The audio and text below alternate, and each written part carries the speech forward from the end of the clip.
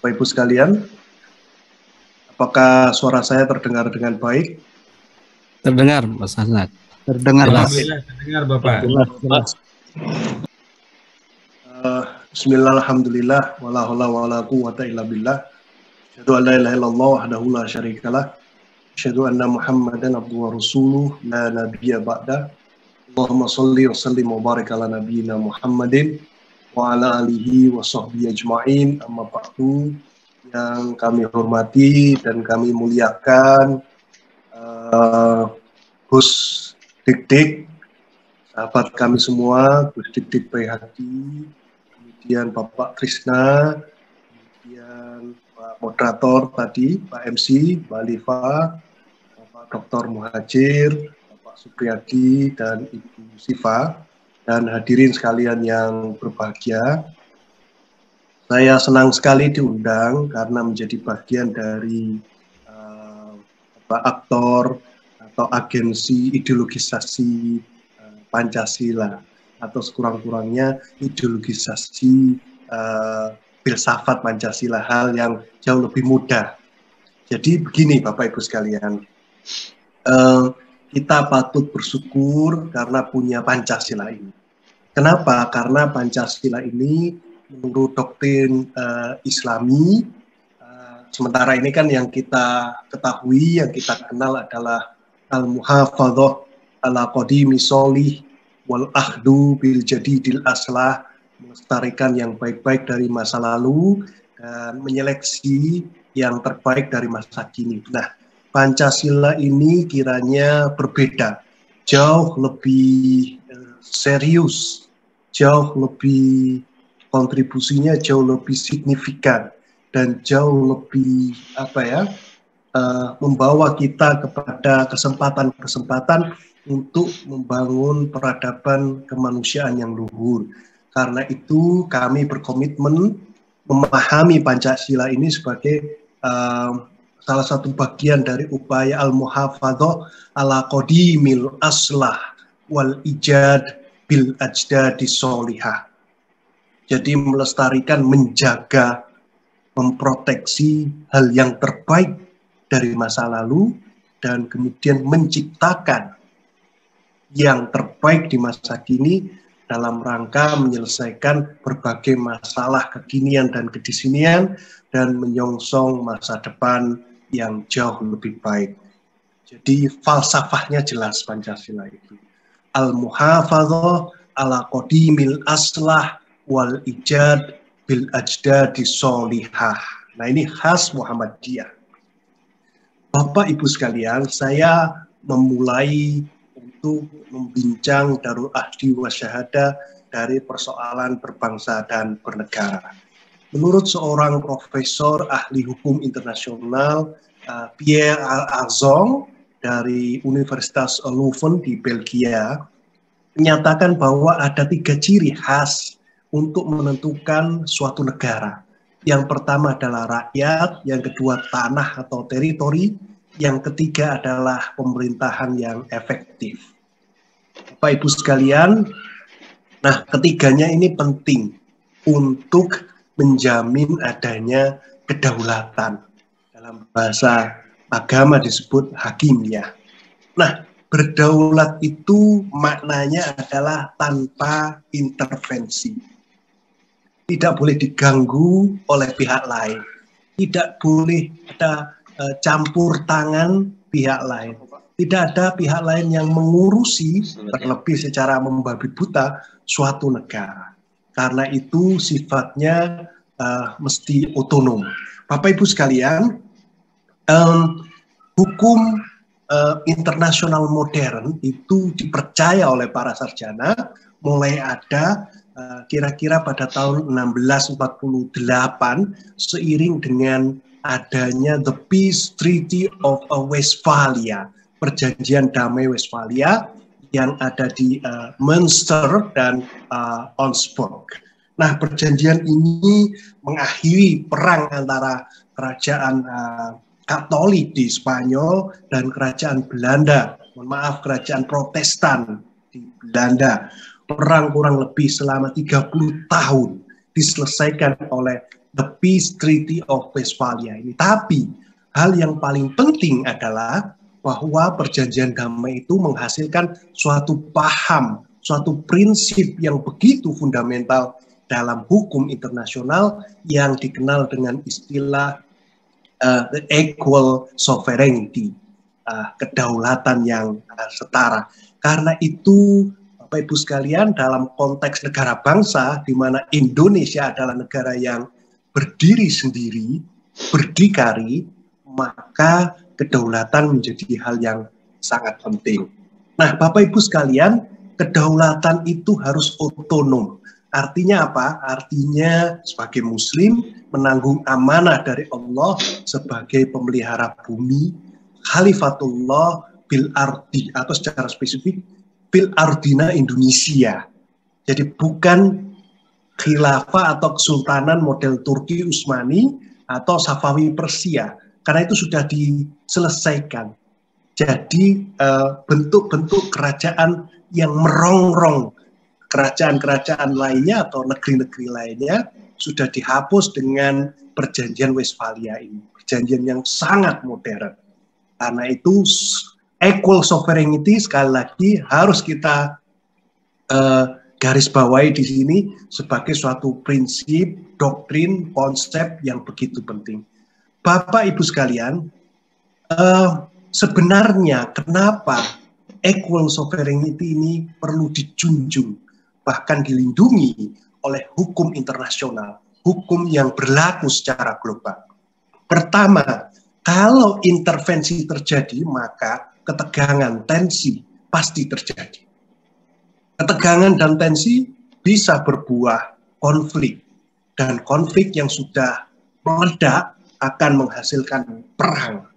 Dan perang ini sungguh memilukan. Kita punya pengalaman dengan Perang Dunia Pertama dan Perang Dunia Ketiga, dan saat ini kita menyaksikan perang antara Rusia dengan Ukraina yang sungguh memilukan dan memberikan dampak yang negatif bagi seluruh negeri-negeri di dunia, negara-negara, terutama krisis, dan Indonesia sendiri sedang bersiap-siap menghadapi resesi.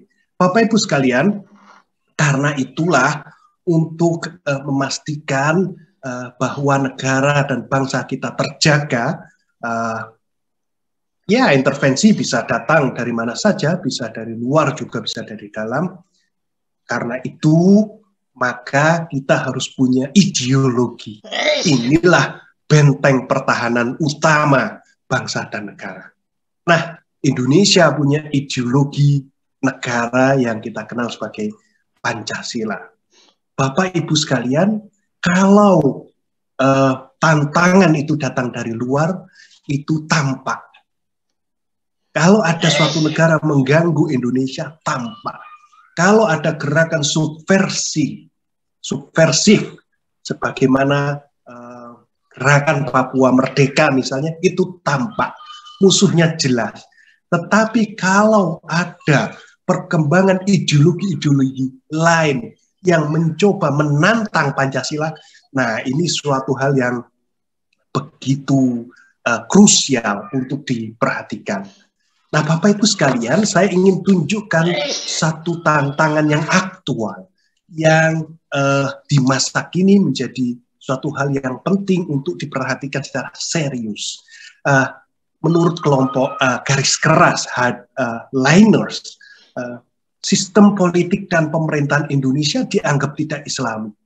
Wah, ini luar biasa bahaya ini. Ingat, sistem politik dan pemerintahannya dianggap tidak Islami. Yang kedua, Indonesia karena itu dianggap darul harbi, coba. Dianggap sebagai negara yang patut diperangi. Karena itu harus diislamkan agar tidak diperangi. Apakah hal ini dibiarkan? Tidak. Muhammadiyah berkontribusi dalam persoalan pembangunan ideologi dan menjaga integritas dan juga integrasi persatuan dan kesatuan bangsa Indonesia. Muhammadiyah jelas berdiri di garis depan, mencoba membentengi berbagai tantangan yang ada, terutama berhadapan dengan ideologi yang sangat anti Pancasila. Mari kita lihat Bapak Ibu sekalian, di slide berikutnya itu ada foto mengenai tokoh-tokoh penting yang classified ya, yang kita sudah tahu track recordnya. Yang pertama adalah Abu Bakar Bashir dan Rizik Syihab, dan mereka bersahabat. Dan foto ini satu file yang sangat penting, satu evidence, satu data yang sangat kuat dan sukar dibantah. Apakah mereka fundamentalis, skripturalis, puritan? Ya, barangkali dalam konteks ini sama dengan Muhammadiyah. Ar-rujuk ilal Quran was sunnah. Apakah mereka konservatif atau meyakini kebenaran mutlak mereka sendiri? Ya, tetapi masalahnya apakah hal ini perlu diungkapkan secara membabi buta dan merendahkan yang lain? Nah, ini soal lain. Kemudian apakah mereka radikal atau menuntut perubahan yang revolusioner? Jawabannya ya. Nah, ini sudah titik di mana kita berpisah, bercerai dengan ideologi garis keras. Yang berikutnya adalah ekstrim atau ekstremisme yang menghalalkan segala cara demi mempertahankan kepentingan perubahan yang revolusioner itu tadi. Yang terakhir, dalam perilakunya mereka intoleran dan pada akhirnya juga menebar kekerasan dan teror. Bapak Ibu sekalian, Rizik Syihab dalam aksi bela Islam misalnya 212, yang kenapa kita perlu membahas ini karena 2 tahun lagi kita akan menghadapi hal yang kemungkinan besar serupa. We will deal with the context of Islam, in which Islam itself will be instrumentalized in the name of political interest. Jadi Islam itu sendiri akan menjadi bagian dari alat politik, diinstrumentalisasikan untuk kepentingan kursi kekuasaan. Jadi aksi bela Islam adalah aksi ideologis kelompok Islam, ya. Barangkali mereka tulus dan ikhlas, ya. Aksi politik partai, ya juga sebagai penunggang. Aksi kreatif para oligark tentu demi kepentingan kekuasaan yang nomor 1, dan yang nomor 2 adalah deal dengan para konglomerat, para bandar, para bohir untuk kepentingan the accumulation of wealth. Kepentingannya jelas, akumulasi kekayaan. Tapi Bapak Ibu sekalian, ada dampak yang begitu besar yang dihasilkan dari proses ini, yakni menstimulus pengerasan sikap beragama masyarakat Indonesia. Semakin mengeras, semakin kaku, semakin mudah terprovokasi. Bapak Ibu sekalian, menghadapi tantangan ini secara kritis kita bisa bertanya, bagaimana Muhammadiyah memandang demokrasi, Pancasila, dan Indonesia, dan bagaimana how to construct its notion, bagaimana membangun pandangan itu. Bapak Ibu sekalian, Muhammadiyah itu merevitalisasi doktrin syiar. Syiar itu bentuk mufrad, bentuk kata tunggal dari kisah, dari sejarah. Karena itu bentuk jamaknya adalah sirah. Kita mengenal istilah sirah nabawiyah. Nah, kisah historis para nabi. Tetapi syiar, karena di zaman dahulu orang seringkali bercerita di tanah Arab adalah mengenai patriotisme dan heroisme dalam proses konflik dan peperangan, maka syiar adalah dikenal sebagai istilah spesifik yang menunjuk kepada persoalan perang dan bagaimana satu teritori Muslim berhubungan dengan teritori komunitas yang menganut agama lainnya. Bapak Ibu sekalian, sebelum saya masuk ke persoalan bagaimana Muhammadiyah menghadapi ideologi-ideologi yang anti Pancasila. Perkenankan saya sedikit menjelaskan mengenai istilah-istilah teknis mengenai apa itu sebetulnya yang dimaksud dengan negara Islam, Darul Islam.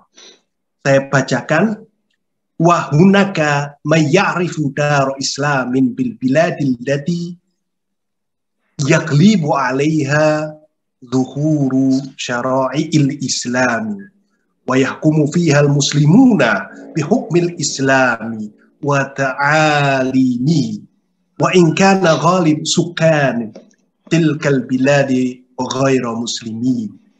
Jadi Darul Islam itu menunjuk pada negara-negara di mana hukum Islam diterapkan. Kemudian kaum muslimin hidup beragama di bawah tata aturan hukum Islam, syariat. Yang berikutnya hal ini berlaku meskipun mayoritas warga negara yang ada adalah non-muslim. Jadi ada masyarakat muslim, ada hukum Islam, dan satu hal sebetulnya masih panjang, pemimpin yang memimpin suatu negara ini, teritori ini adalah muslim. Hukum Islam atau syariah, kaum muslim, dan pemimpin yang muslim. Yang kedua adalah Darul Harb atau Darul Kufri, negara yang non-muslim, yang kafir itu, wadarul kufri wahiyallati la yahkumu fiha al-muslimuna wa la yadharu fiha tatbiqun li ta'alimil islami aw ayyakuna al-muslimuna fiha aqalliyatan ghaira hakimatin. Dan negara kafir atau Darul Harbi itu adalah negara di mana kaum muslim tidak hidup di sana, tidak tinggal di sana, tidak tunduk di bawah tata aturan hukumnya, dan tidak ada pula aktivitas di mana Islam atau syariat dipelajari, dimuliakan, dihormati, dan yang paling jelas kaum muslim tampaknya minoritas dan tidak berkuasa. Nah, Bapak Ibu sekalian, itulah Darul Islam dan Darul Kufri. Kita kembali ke persoalan Darul Ahdi Wasyahadah. Bapak Ibu, Indonesia itu negara Pancasila, dan negara Pancasila dipandang sebagai Darul Ahdi Wasyahadah pada Muktamar yang ke-47 di Makassar pada 2015 yang lalu.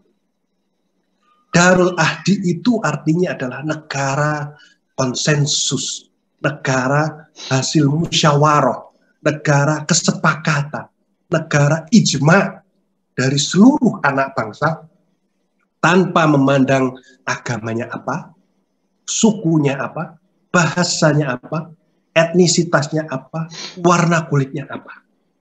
Nah, ini menarik sekali. Sementara Darus Syahadah adalah dengan hal yang disepakati itu, maka dengan segala kekayaan keberbedaan yang kita miliki, mari kita bahu-membahu membangun bangsa dan negara sebagai komitmen dalam proses pembangunan peradaban kemanusiaan yang unggul. Nah, itulah Darus Syahadah.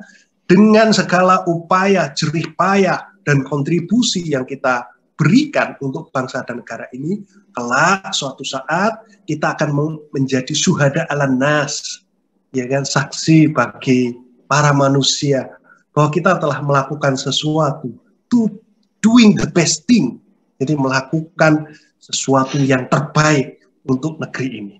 Bapak Ibu sekalian, nah, dan yang paling penting, demokrasi dalam Islam sebenarnya adalah musyawarah mufakat, musyawarah dengan penuh kelegaan hati.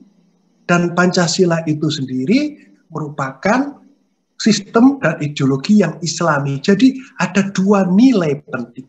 Di satu sisi Islam itu mengerti, memahami, mengafirmasi demokrasi melalui istilah musyawarah. Di sisi lain Pancasila itu secara substantif Islami nilainya. Karena itu Indonesia sekali lagi dipandang sebagai Darul Ahdi Wasyahadah.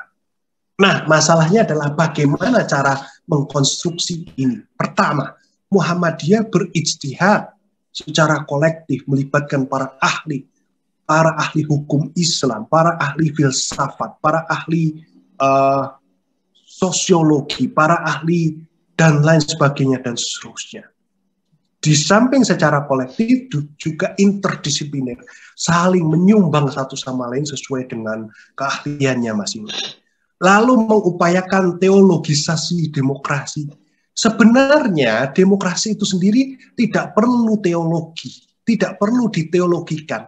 Karena secara inherent di dalam demokrasi mengandung praktek-praktek yang religius. Tetapi kenapa harus diteologisasikan? Karena bangsa Indonesia yang berbineka ini sudah kadung memahami segala sesuatu dengan simbol religius. Ingat Max Weber, ingat Emil Durkheim mengenai simbol yang suci, simbol yang religius merupakan bahasa bersama yang dapat dipahami oleh masyarakat setempat. Bapak Ibu sekalian, karena itu melalui teologisasi demokrasi ini Darul Ahdi wa Syahadah dibangun.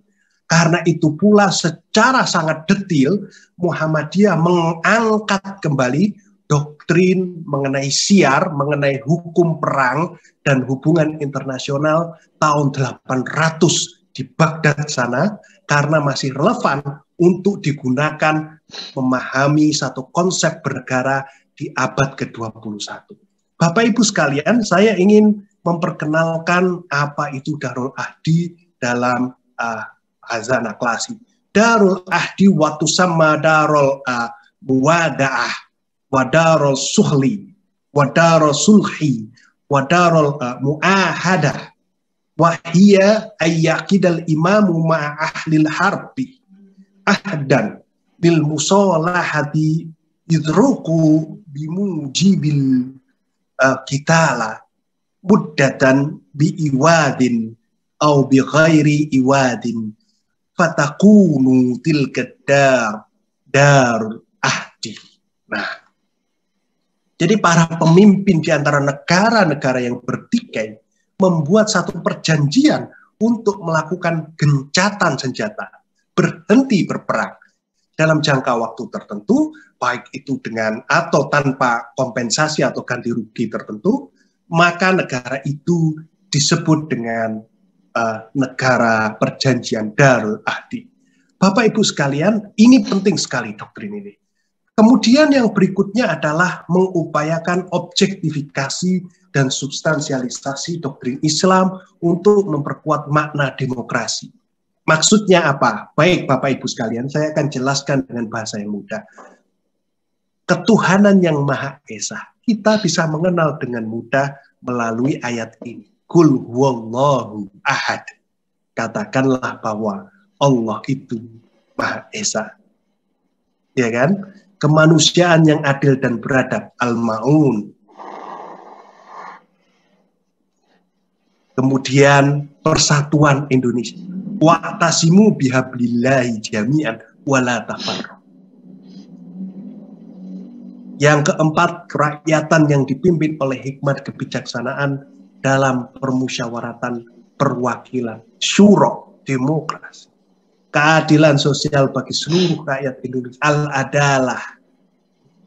Bapak Ibu sekalian, dengan istilah-istilah itu, istilah tauhid, istilah al-insaniyah, istilah jam'iyah, istilah kemudian kerakyatan syuro, musyawarah, yang terakhir al-adalah, maka dengan sangat mudah diterima oleh kaum muslimin dan itu menjadikan kita semua menganggap Pancasila sebagai sesuatu hal yang sangat substantif, yang mana juga dikandung oleh doktrin-doktrin Islam. Bapak Ibu sekalian, dan itu semua digerakkan oleh state of mind, paradigma berpikir, manhajul fikroh, yakni Islam berkemajuan. Islam yang solutif, Islam yang senantiasa memandang masa depan yang jauh lebih baik. Lisolahil ibadi dunyahum wa ukhrahum. Dan pendekatannya ada bayani, burhani, irfani, secara multidisipliner, interdisipliner, transdisipliner. Ini perkara usulul fiqh. Profesor Amin Abdullah adalah pakarnya mengenai hal ini. Metodenya berorientasi pada kemaslahatan umum, menjunjung HAM, dan kemuliaan alam. Anyway, Bapak Ibu sekalian, dasar filosofisnya sekali lagi Pancasila ini sebagai the common platform, sebagai hal yang kita kenal bersama-sama, sebagai sesuatu yang menyatukan kita semua, sebagai suatu sumpah palapa yang mempersatukan Nusantara.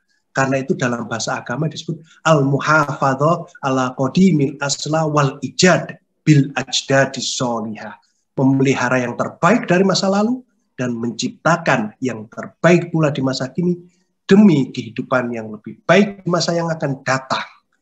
Bapak Ibu sekalian, apa alasannya hal ini dibuat? Pertama, sebagai pedoman agar kalau ditanya bentuk negara Indonesia ini apa, biar tidak segampang-gampang menjawab ya negara Islami, bukan begitu, tapi Darul Ahdi Wasyahadah. Yang kedua, benteng ideologis, agar supaya tidak punya niat untuk mereplace, mensubstitusi, mengganti ideologi Pancasila ini. Gitu. Ini benteng ideologi. Yang ketiga adalah memperkuat hubungan politik antara negara dan Muhammadiyah sebagai bagian dari civil society organization, organisasi masyarakat sipil. Yang terakhir, inilah manifesto intelektual dan ijtihad politik yang otentik, tidak dibuat-buat, tapi memang betul-betul lahir dari rahim intelektualisme Muhammadiyah. Bapak Ibu sekalian, apa yang terpenting mengenai Darul Ahdi Wasyahadah? Jadi melalui Darul Ahdi Wasyahadah ini, kita bisa menjadi model bagaimana negara dengan penduduk mayoritas muslim terbesar di dunia, kemudian bernegara dalam konteks negara bangsa modern, demokrasi yang kerakyatan, demokrasi yang pro kemanusiaan. Ini tentu saja satu pandangan yang ideal di atas kertas. Adapun kalau prakteknya banyak kritik, itulah tugas kita untuk menyelesaikan, untuk bagaimana mengimplementasikan Pancasila. Yang berikutnya, apakah Darul Ahdi Wasyahadah berhasil diwujudkan dalam kehidupan oleh para kader Muhammadiyah misalnya? Ya, sedang kaum muslim pada umumnya, atau bangsa Indonesia secara jauh lebih luas, sedang diusahakan. Dengan prinsip patriotisme yang kuat, kita siap menjadi orang bangsa, anak bangsa. Bapak Ibu sekalian, pada akhirnya melalui hal ini, saya ingin menegaskan bahwa dengan demikian Muhammadiyah bukan sekedar bagian dari Indonesia, tapi Indonesia itu sendiri. Muhammadiyah adalah Indonesia, dan Indonesia adalah Muhammadiyah yang diikat oleh tali Darul Ahdi Wasyahadah. Demikian, salam satu jiwa Indonesia. Assalamualaikum warahmatullahi wabarakatuh. Waalaikumsalam warahmatullahi wabarakatuh. Terima kasih banyak kepada Bapak Hasnan yang telah memaparkan begitu luar biasa begitu ya, bagaimana kemudian